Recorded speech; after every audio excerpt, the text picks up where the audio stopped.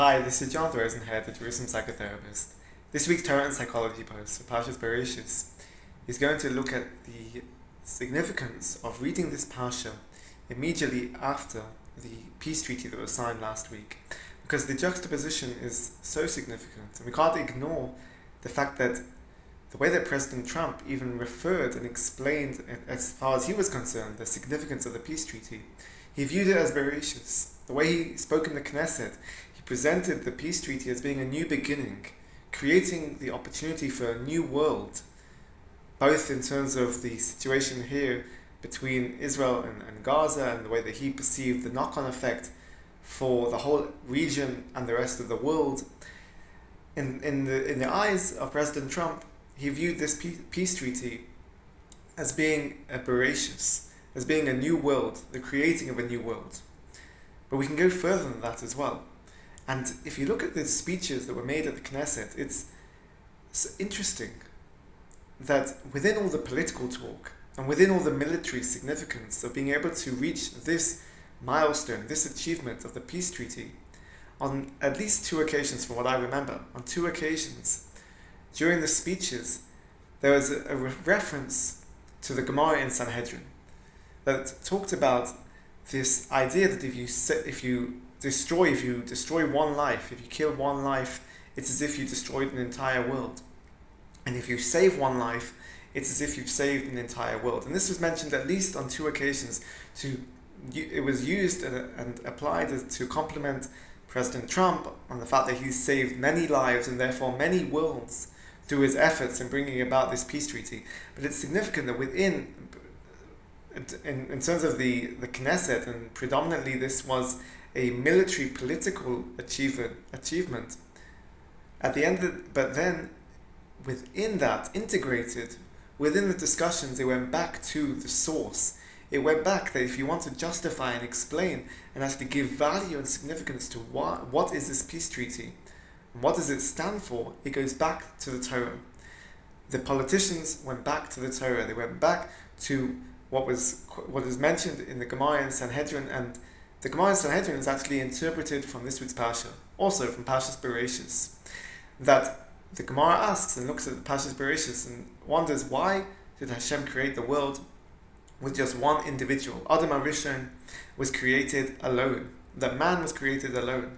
The Gemara asks, why was this? And therefore the Gemara says it gives a message of the significance of life, the significance of one person, that they are worth an entire world.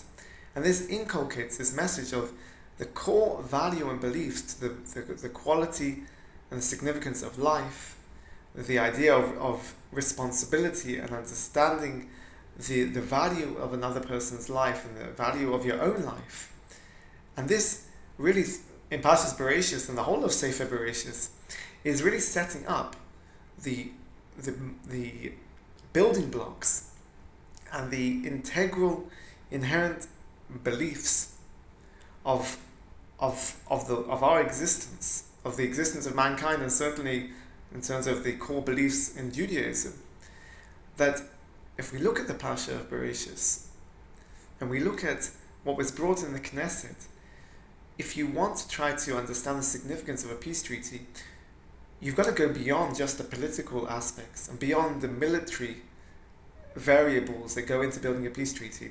If you want to understand the significance, and this is what the politicians in the Knesset, maybe deliberately or inadvertently, were expressing, you go back to the core belief of what the Torah says, the core belief and the teachings in the Gemara in Sanhedrin, based on the Parsha of Parshas Bereishit. And this has psychological significance, that if you look at our actions and behaviors, if you look at the peace treaty externally, it's an action. It was an event that came about, signing a peace treaty. It was a behavior that we're able to mark and give an appreciation and recognition to this. That is what happened on that day. Reach a point where the action was possible to be brought about and manifest in a peace treaty. But actions are actually an external representation of one's core beliefs. That if you want to understand why a person behaves in a certain way, it always goes back to a core beliefs. And core beliefs is something that develops from childhood, from early childhood development, the environment that the child is brought up in, the parents that they have, the type of education that they are exposed to, inculcates within a child their core beliefs. And this has a knock-on effect on the kind of person they are, the type of person and the way that they conduct themselves in their life, in terms of how they go on and present themselves, in terms of their actions and behaviors.